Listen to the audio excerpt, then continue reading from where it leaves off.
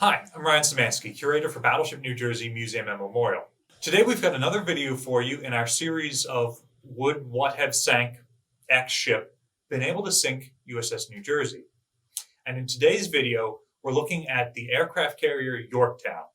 Today is June 7th, which makes it the anniversary of the aircraft carrier Yorktown sinking following the June 4th Battle of Midway.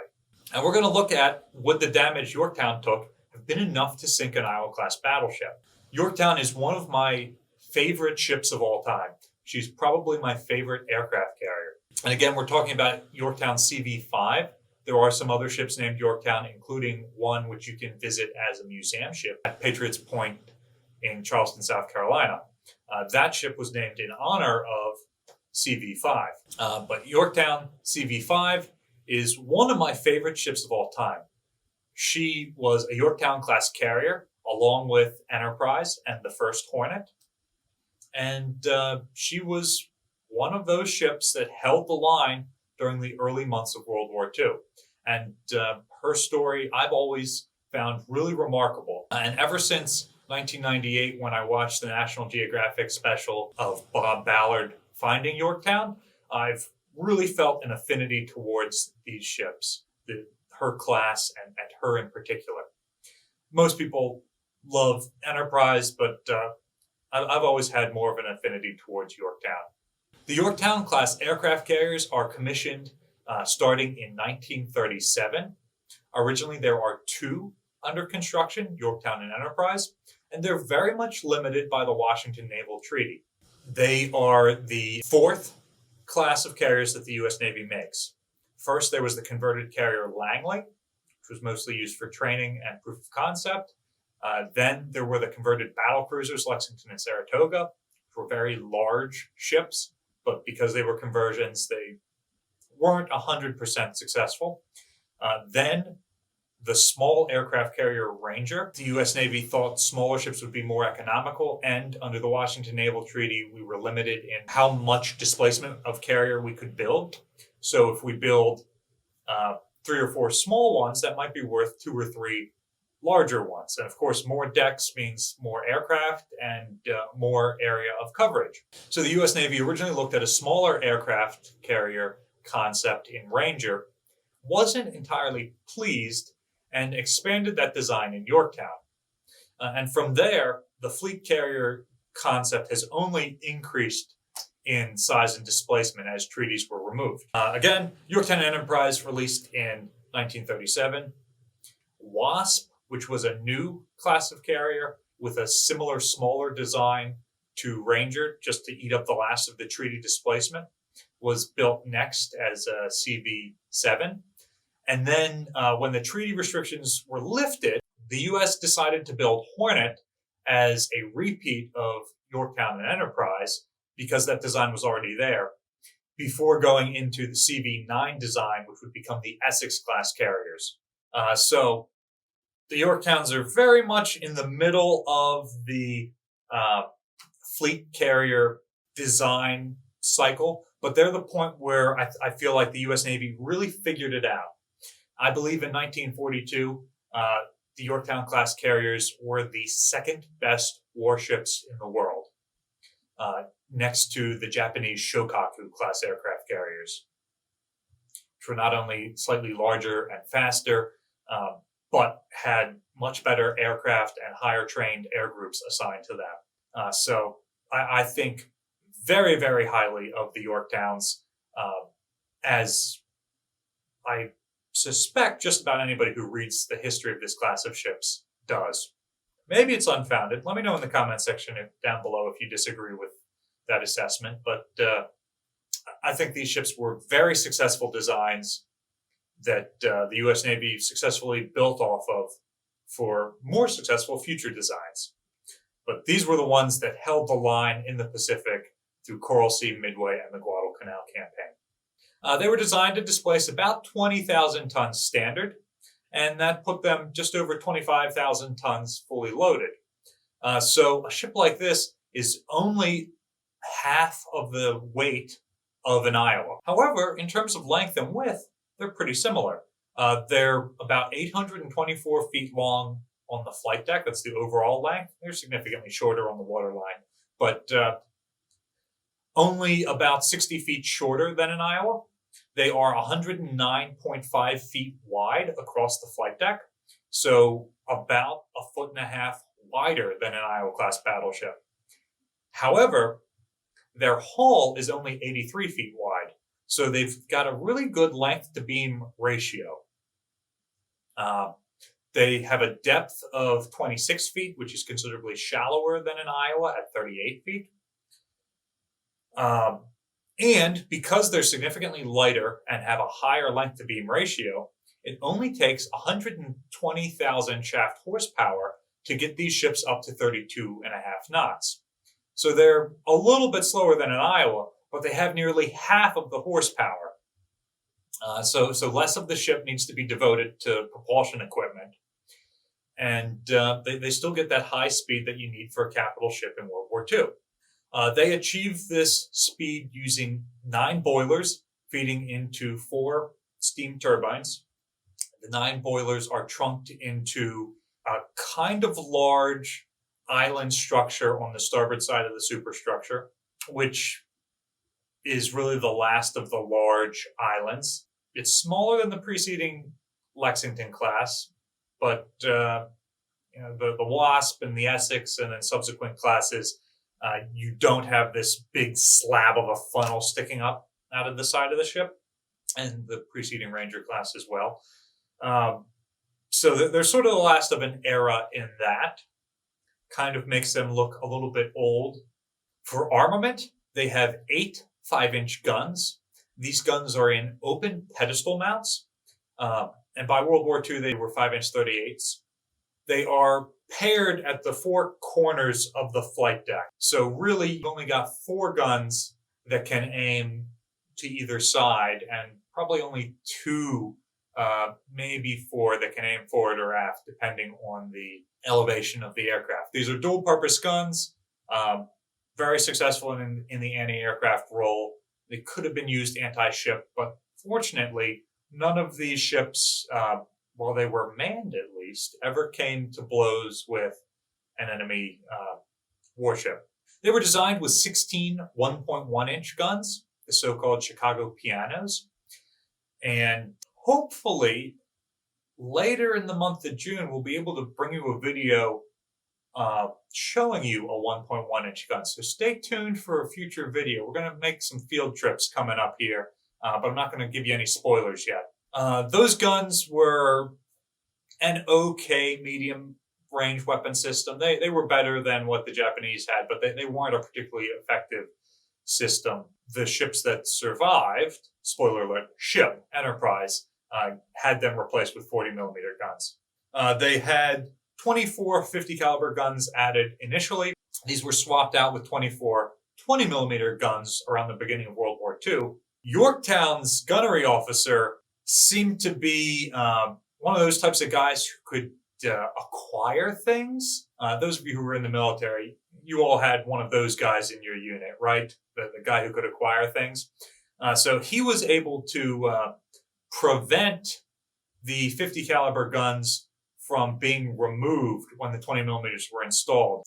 And he was even able to acquire some 30 caliber machine guns from the inventory somewhere, probably at Pearl Harbor or maybe Norfolk. And official pictures of the ship from this time period don't show any of these guns. You'll only see the 20 millimeter guns. I think he knew he was stealing from the government inventory and hid them inside the ship when she was in port. But they found that the mounts that these guns sat on could perfectly slot onto a broom handle, and the broom handles could perfectly slot into the pipe railing stanchions that were used around the ship. So in 1942, Yorktown probably had the heaviest anti-aircraft battery of any of her class because of this pilfering, which I'm calling it stealing and pilfering, but I 100% endorse up-arming your ship by getting stuff out of the inventory you're not supposed to. Enterprise would, by the end of the war, have 40 millimeter guns, the 8 5-inch guns still, of course, and 50 20 millimeter guns, making her the most heavily armed of the class, but still giving her less armament than other aircraft carriers, either Saratoga or the Essex class. And these ships, because of their treaty-limited size, really had a limit to what size aircraft they could carry and how much top weight you could add in terms of new guns and electronics. And that means that by 1947, this class is gone. So they only serve for a decade, which doesn't seem like much time to get out of a capital ship like them. But remember, it's only a 20,000-ton investment. We're building them during the Great Depression, so the money we put into these is actually going back into rebuilding the economy. And they gave tremendous service in their few short years of life. So I still think it's a reasonable investment. In terms of armor plate, again, they're limited in money. So they have a 4-inch belt, a 4-inch conning tower, a 4-inch bulkhead, and an 1.5-inch armored deck. So nothing significant. I think that's actually a benefit for these ships. It made them not be a significant investment, and it was enough to stop small caliber things, but not too much to detonate armor-piercing things. So these ships, when they take hits, the hit goes straight through the flight deck, straight through the hangar deck, explodes inside the ship, and it might do some damage depending on where it hits. But these ships are able to take a tremendous amount of damage despite not having much in the way of armor. And they're able to continue to operate. You put a hole in the flight deck and it's real easy. The flight deck's just made out of wood, to lay down new wood over it, and boom, we can continue to launch and recover aircraft again. Same thing. You take a hole in the hangar deck and you just drop a new 1.5-inch thick piece of steel or even a thinner piece of sheet metal over it, and you can continue to resume operations. And that is the key to the Yorktown class aircraft carriers, and where they excel above maybe any other ship in World War II and maybe even in history. These ships, particularly Yorktown and Enterprise, take damage time and time again. And in a few weeks or months, or in one case, a few days, they're able to be repaired and sent back out to the fight, while other ships take months and months to repair and get back out there. And the fact that these ships were able to just be turned right back around and put into the fight from one battle to the next allowed them to hold the line in the Pacific and easily shorten the war by blunting the Japanese advance at a time when Japan was really on the rise, and held them off to the point that we were able to make a counteroffensive. The thing that makes them great among other aircraft carriers of the time is their capacity.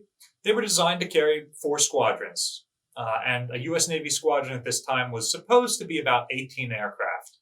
So that would be 18 fighters, 18 torpedo bombers, 18 scout aircraft, and 18 dive bombers. And in our case, during World War II, the scouting bombers and the dive bombers were the same, dauntlesses. So it was 2 squadrons of them. In practice, they tended to carry fewer torpedo bombers, maybe 12 or 15. Those planes were kind of obsolete death traps. And even the modern ones still had to fly in low and slow to drop ordnance. So they weren't carried in particularly large quantities. And the number of fighter aircraft get increased throughout these ships' careers.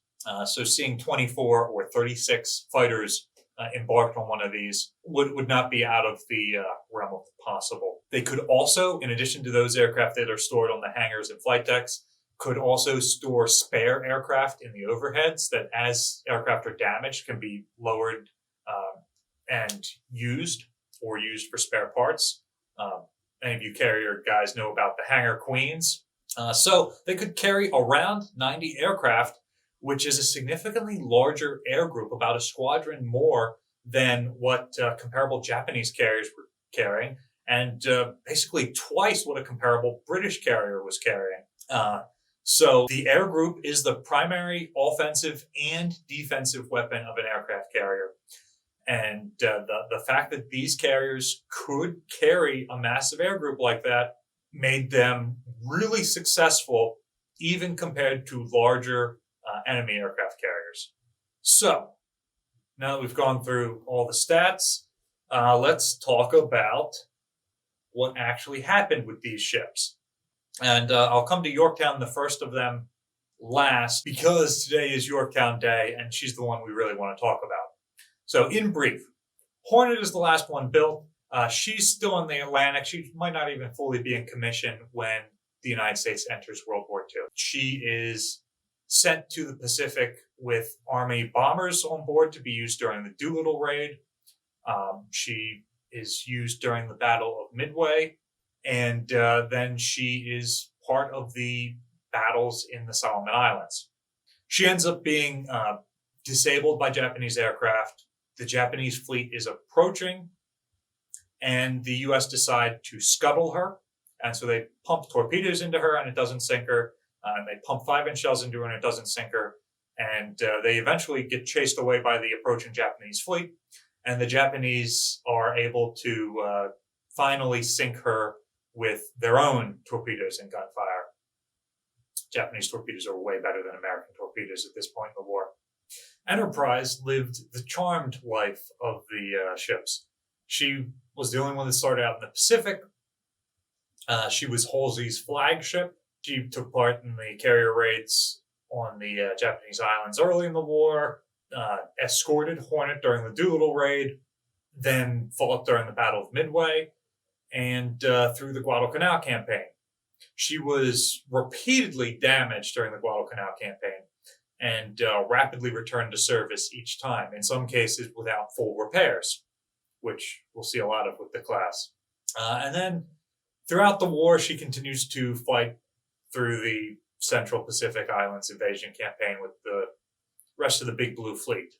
As the war comes to a close, she's increasingly unable to fit the large aircraft that are being equipped and the new radars and anti-aircraft guns. And so she is taken out of service pretty quickly after World War II. And despite there being a movement to turn her into an early museum ship, it does not gain traction, and she ends up being scrapped. Yorktown started World War II in the Pacific, at least while the war in Europe was going on. She's pretty rapidly transferred to the Atlantic, along with some battleships, destroyers, and other vessels to help maintain neutrality patrols. And she's operating out in Norfolk, primarily guarding convoys. When the attack on Pearl Harbor happens, she is pretty rapidly sent back to the Pacific. Alongside Enterprise, participates in the early war carrier raids. She is sent into the Coral Sea in April of 42, and by May, she is fighting the Battle of the Coral Sea. During the battle, she takes a single hit that punches through her flight deck and does some pretty significant damage inside the vessel. She's able to continue to sail and operate aircraft, but she's pretty much disabled, and her commander, Admiral Fletcher, takes her out of the combat zone pretty quickly. The bomb explosion had damaged some of the boilers, so she didn't have full speed capability yet. Just finished a video on the Coral Sea where we talk more about the battle. If you're interested in that, feel free to check it out. She's returned to Pearl Harbor, and it's estimated that it'll take a couple weeks to months to dry dock the vessel. Heck, the Japanese have already reported that she's sunk. But Nimitz says that she's going to be sailing for Midway in 72 hours. And so she's taken into dry dock at Pearl Harbor, and shipyard workers work around the clock to get her ready to go in time. And with roughly 48 hours worth of maintenance work and dry docking, they're able to patch the holes to the hull from near misses. They're able to patch the flight deck and hangar deck holes. They don't fully fix the boilers in that time, but she's able to operate with the fleet, and she's sent to Midway. At Midway, she bears the brunt of the Japanese attack.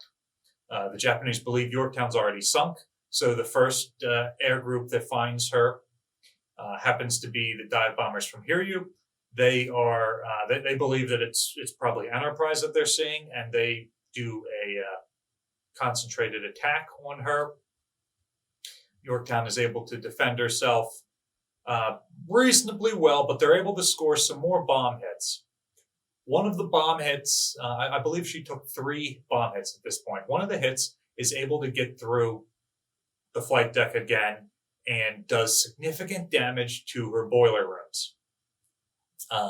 She has 9 boilers on board. One of the shots basically goes down the stack and disables some of the boilers outright. Because the uptakes are damaged, it fills the fire rooms with smoke. And so the ship comes to a dead stop and is clearly burning. The Japanese report her sunk and return to their carrier. So Hiryu prepares her next strike, which will mostly be torpedo planes. Meanwhile, over the course of just a few hours between these strikes, Yorktown's crew does another Herculean damage control effort. It was Herculean for them to get her home from the Coral Sea. It was Herculean for them to get her out of dry dock back in the fight in 72 hours. And now it's Herculean that they are able to get her back in the fight at all. So they're able to patch the flight deck hole. They're able to contain the burning, though they never put it out entirely. And thankfully, the Black Gang running number 1 boiler stayed at their posts. So even though the ship lost all of its propulsive power, they were able to keep enough steam pressure to be able to bring the other boiler systems back up and running, use steam-powered fans to be able to clear out the boiler rooms and get the ship able to get underway again. So by the time this next Japanese strike finds Yorktown, she's again operating aircraft, she is not smoking, and she's making at least 20 knots of speed. So the Japanese believe that they have found a third Yorktown class aircraft carrier that they launch a strike on with torpedo planes. They're able to score 2 hits and significantly damage the ship. So Hiryu at this point is herself being sunk, but they believe that now all 3 Yorktown class carriers have been sunk between Midway and the Coral Sea. This is not true. Up to this point, no Yorktown class carrier has been sunk. Captain Buckmaster, who's been expertly maneuvering the ship to avoid many of the bombs and torpedoes that was launched at him, allows some further damage control action to be taken, but the ship starts to list 20 degrees or more, and with electrical power out, a lot of the firefighting and pumping equipment isn't working. Some serious engineering spaces are starting to flood, so he orders the ship to be abandoned. And she isn't sinking fast, so they're able to take good time and get most of the crew off. Buckmaster himself takes a quick tour of the ship before being the last person off. It turns out there were at least 2 sailors who somehow ended up still on board the ship and were able to get to an anti-aircraft gun and fire it to alert a destroyer to come back and pick them up. But I believe the Captain Buckmaster did his due diligence in assembling the crew and getting them off and evacuating the wounded. But a ship like that probably doesn't have 1,100 compartments like an Iowa, but it's no small number of compartments, and you can't check all of them, especially with damage and smoke and flooding. But after a day, the ship still hasn't sunk, and a fleet tugboat has come out to take her under tow. So Buckmaster handpicks about 160, 170 members of his crew to return to the ship for select damage control operations. And he picks guys from every department, and they come up with their battle plan before they go on board. Who's going to relight boilers, where they're going to get pumps from and power, who's going to start cutting down top weight to try and reduce the list of the ship. And they get back on board, and they do this. And then, on June 6th, the Japanese submarine I-168 is able to sneak through the American destroyer screen protecting Yorktown and fire 4 torpedoes. One of the torpedoes misses astern of the ship. She's basically dead in the water. She's under tow, but they're not making much speed. Another one hits the destroyer Hammond, which is alongside of Yorktown, providing power and pumps, and breaks her back, and the ship jackknifes and sinks immediately. And the last two torpedoes hit Yorktown, again, causing more damage than Buckmaster thinks he can fix. So he orders abandon ship again. The Japanese report for a fourth time that they have sunk a Yorktown class carrier. And as day breaks on the 7th, Yorktown is still afloat. And it's not until the 7th that she takes on enough water that she finishes her rollover, rolls over on her back, and sinks. And since Yorktown was found in close to 3 miles of water in 1998, we know what condition the ship is in. And she managed during her descent to roll back over right side up and sit on the seafloor as if she's still afloat. And the ship looks like she's still in the middle of a battle. You can see the hole in the flight deck. You can see the caved in shell plating on the side of the ship from torpedo hits. The anti-aircraft guns are still pointing skyward. It's really compelling footage that Dr. Ballard was able to capture of the ship. And it certainly captured my imagination, seeing this ship that fought so hard, so long, and is essentially still at war. So, could an Iowa-class battleship, could New Jersey have survived this? A single bomb hit during the Battle of the Coral Sea probably wouldn't have done significant damage. The Japanese semi-armor piercing bombs that they were using were about 550 pounds. That is well within the scope of what Battleship New Jersey's armor is designed to protect against. So a bomb hit would have probably punched through the main deck and exploded against the internal armored deck here on the second deck. And it would have destroyed whatever offices and other spaces were around it, but none of that was vital to the ship's operation. I can't think of too many instances of American battleships being lightly damaged and then immediately returned to the fight. However, for the sake of this comparison, that hole in the 1.5-inch thick main deck could have easily been patched and teaked back over, and she could have been sent back out into the fight within 48 hours. The near misses from Coral Sea that also damaged Yorktown and forced her to go into dry dock may be another story. Battleship New Jersey has significantly better torpedo defense than Yorktown. That's probably the main weakness of that design. With such a thin hull, both in terms of the thickness of the armor and the width of the ship, there just wasn't much depth for torpedo defense.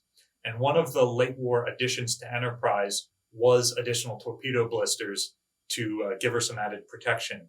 Near misses would have probably been able to cave in the 1.5-inch thick shell plating on New Jersey, and it gets thinner below the waterline in places. So that would have still caused damage, which would have caused water intrusion.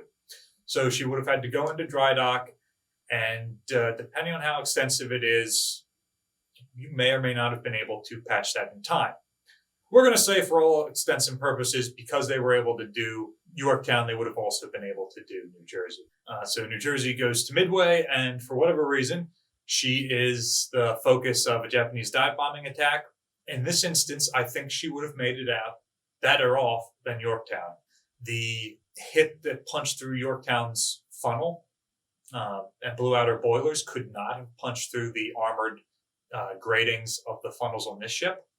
Check out our video on could New Jersey have survived what blew up the Death Star, because that one we actually talk a lot about the armored gratings inside of the funnels and show you what that looks like. And the 550-pound Japanese bombs wouldn't have punched through that. So her boilers wouldn't have been blown out. She would have been able to maintain power. Again, some hits might have gone through the deck.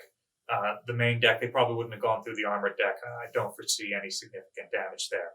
A second Japanese attack with 2 torpedoes, scoring hits, would have probably done damage to New Jersey just as much as Yorktown. We've got better torpedo defense, but torpedo defense is still the weakest factor of the Iowa-class battleships, in my opinion.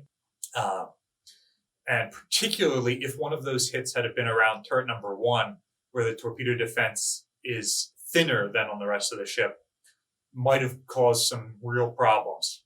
Regardless, it wouldn't leave the ship dead in the water and without power, and so she wouldn't have needed a tugboat, and she wouldn't have been moving as slowly. The ship would have still been damaged, mission killed effectively, so she would have been heading back to Pearl, not trying to go fight it out with the Japanese ships. And on her way back to Pearl, let's say I-168 is able to find her.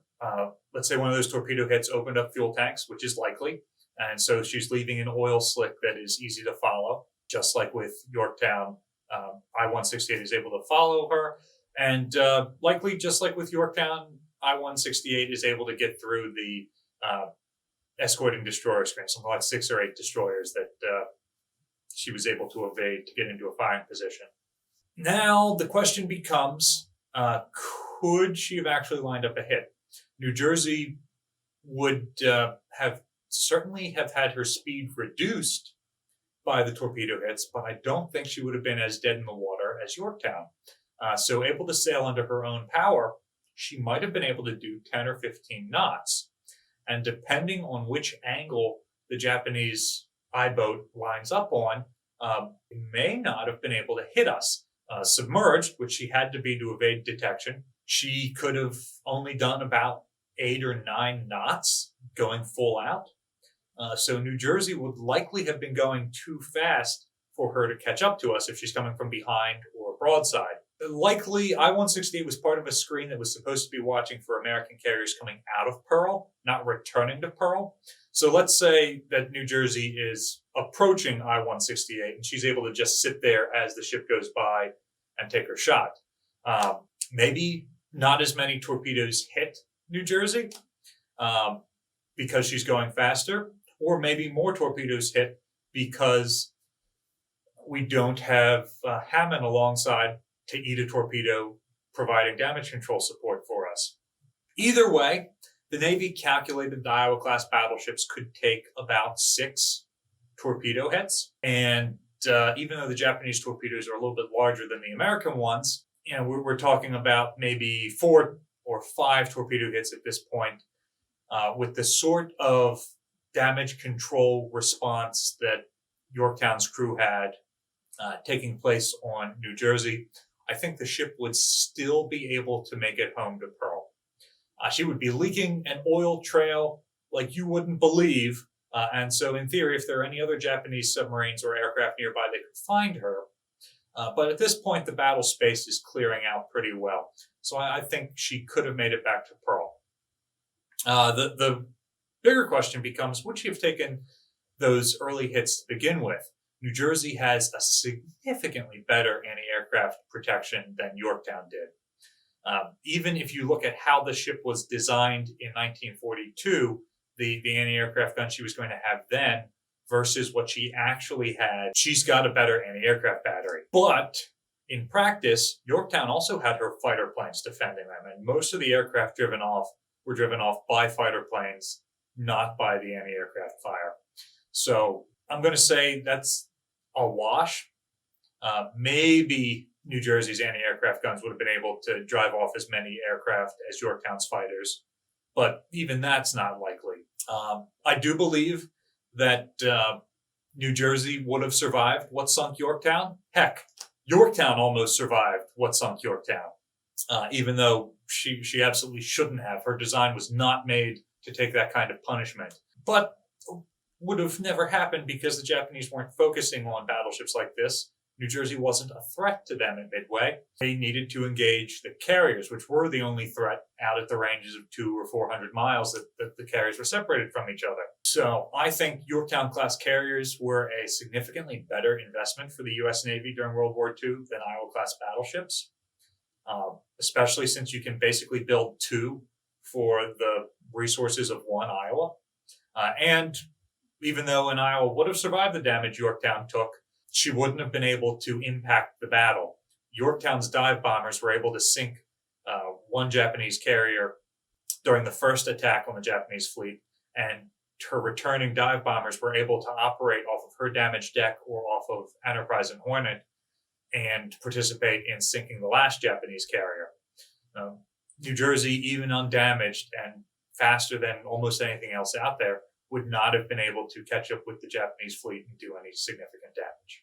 So, what's your opinion? Do you think what sank Yorktown could have actually sunk New Jersey? Let us know in the comment section down below. Do you think Yorktown deserves as much praise as I give her?